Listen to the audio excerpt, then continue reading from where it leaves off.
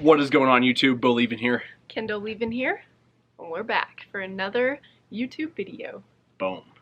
Back. Nice. Today we're going to talk to you about building during COVID, when all that started, lumber prices, material lead times, all the good stuff that I'm sure everybody's wondering about. But before we get started, you know what to do. Make sure to like this video and subscribe to this channel because we offer a bunch of awesome giveaways once a month to take care of you guys. Yes, we do monthly giveaways, and at the end of this video we will be announcing the winner of our most recent giveaway of the $500 gift card or cash option. So you don't want to miss that, so stay tuned. This is going to be a great video. Watch all of it, and we'll announce it at the end. So let's get to it. We got started on a remodel. We were actually right in the middle of it. We were almost kind of on the finish line just to finish out things. So we kind of already got through all the main part, the plumbing, the windows, you know, all that was already done. So we kind of had that advantage where we didn't get hit with those costs. But this remodel was 5,200 square feet, complete and total gut throughout the house. Ripped up the slab, did all that. So I couldn't imagine if we would have had to go through that with COVID going on. Because for some reason, I don't know if it was because people were collecting checks or what it was, but to try to get some workers to actually show up to the job was very difficult and very hard, which I don't understand whenever you're offered money, but it was a challenge to get people out there to the job sites. Right, and we were kind of on, like Bo said, at the finish out of this big remodel we were taking on, and we didn't experience a whole lot of COVID until right after we finished that remodel. We were wrapping it up, and that's when we started our 3-story apartment complex in Canyon. And that was whenever we kind of saw the lumber prices skyrocket. We had to get on top of it and order our doors and windows like right before the building we broke ground, because the lead times were just going insane. Yeah, it was, I think, 3 months before we got our windows, which didn't matter to us because, you know, it came down to the preparation part of, you know, for the window package. We already ordered that, which we don't like to wait anyways. We like to have everything ordered and already up to the front. But yeah, it was like a 3-week. Yeah, it was. I don't think that was ever an issue, the lead times for us, because we're always on top of it. We always order way in advance because we just want to make sure that it's there, because you never know what's going to happen in today's building world, especially. You want to make sure that you're on top of it. Your clients don't have to wait on their product, because then that just makes us look bad. Yeah.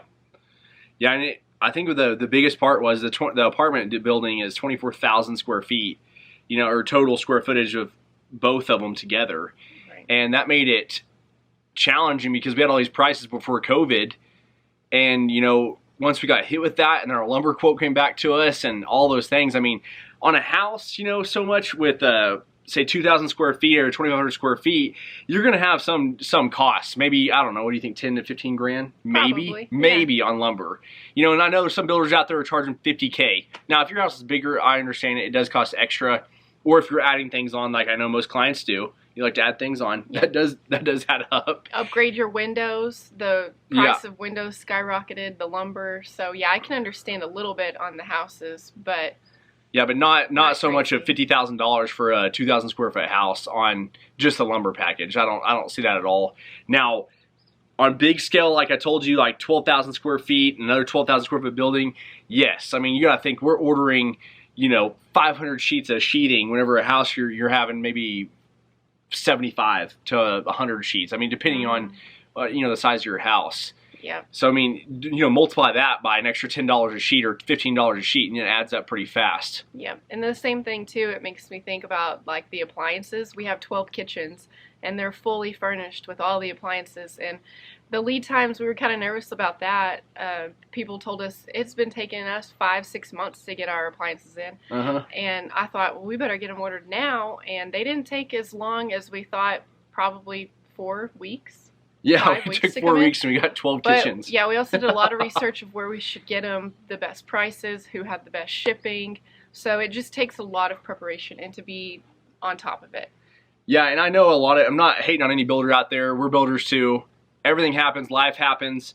But as far as our stuff goes, Kendall and I are on top of it. I mean, we already have, if we're thinking about floor a month from now, we already have the floor sitting out on our job site. I mean, we don't like to wait. We're not one of those builders that likes to wait. And I think now, with the way things are, your builder has to be more on top of things of actually pre-ordering those windows when they start your footings on your house. I mean, because then you're not playing this waiting game. I have a family member that's building the house right now, and they're like 8 weeks out on the windows, and it's because the builder waited till just to order them right when the frame was done. Well, that doesn't make sense at all. Right. Yeah. So I think that it's just about finding the right builder that's a fit for you, and knowing that they're being honest with you, and because not all of them are, so yeah, I think that's really what it's about. In our apartment building, that made it more challenging. When you break 2-story and you go to 3-story and you go commercial, when you step into a whole new ball game, you got fire alarm, fire suppression,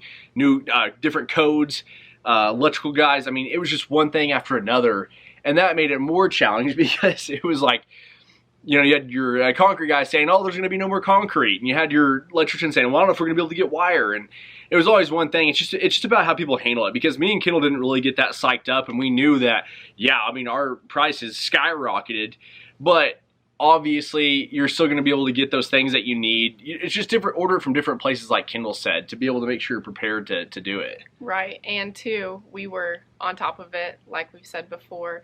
And I think also it was our subs, depending on the market that you're in Amarillo, so many houses started to get built, and the market was crazy. It was hard to find some of our subs that, we had the ones that we usually work with all the time, but trying to find new ones to be able to take on this size of a project in certain areas, certain trades, I think was hard, because they were seeing, hey, we're going and putting up a development right now, and there's 100 houses, and I can do it this fast and knock it out. Well, 3-story was a little bit more complex, so I think that was the hard time too. That was our market, so I don't know what it was like where you're at, but yeah, it definitely was. I would say I would agree with any builder that it was hard for the worker situation. Yeah. We had guys, and I'm not going to tell you which part of the project it was, but we would go out and get a bid and just say, for example, because it's a bigger project, say the bid was $80,000. Easy number, right?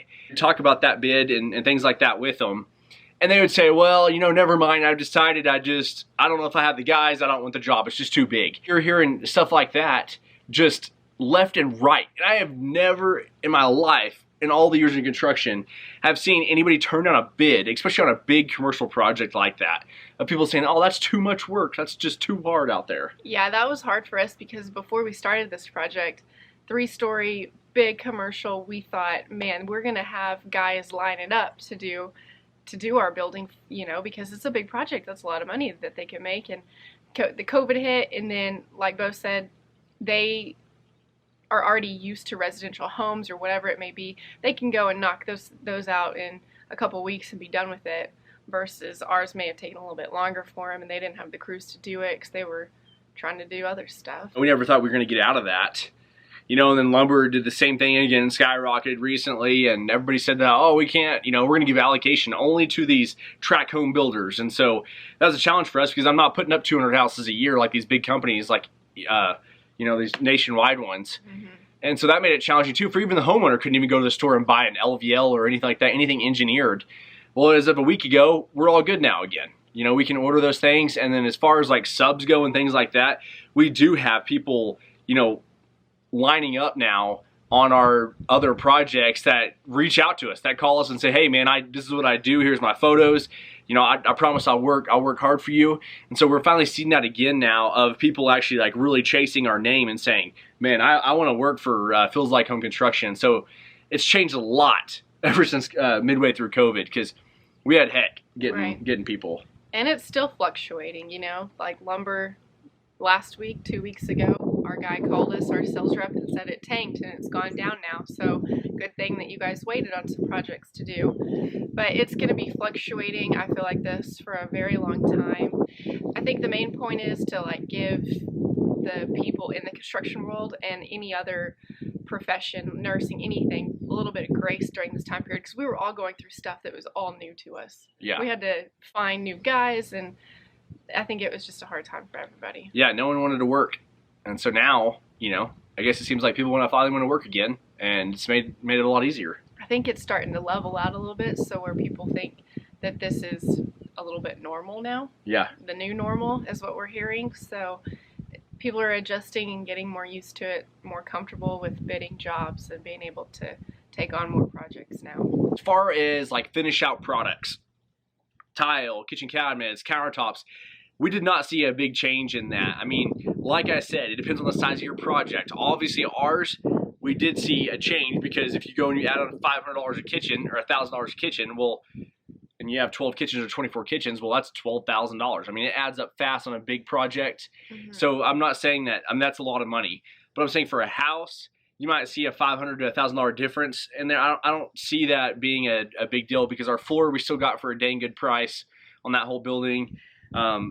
You know, different things like that. I mean, I feel like you're not going to see a major drastic cost unless you're putting up something that's 10 or 20,000 square feet. Yeah, it was really just our lumber and some of the MEPs, mechanical, electrical, plumbing, stuff like that. Other than that, the finish out really wasn't as crazy, I would say. Yeah.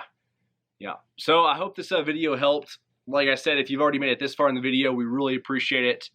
And what we're going to go ahead and do is get the winner announced on here for the latest giveaway. And thank you so much for watching. Now let's get to the fun part that you've all been waiting for. We have picked a winner for our giveaway of the $500 gift card or cash option, and the winner is Outdoors Gamer Guy. Yay! So we'll put the handle right down below. Make sure we'll reach out to you. And thank you all for entering so much. It really does help our channel to grow, and we love doing these videos for you guys. So y'all are all so sweet. Yeah, and don't forget, just because you didn't win this time, I promise you, our giveaways will only get bigger. The more we grow, the more we're going to try to give back to our subscribers. So we really appreciate you guys, and we hope you stay subscribed to the channel and excited to see what else you could win next. Yep, congratulations and thanks again.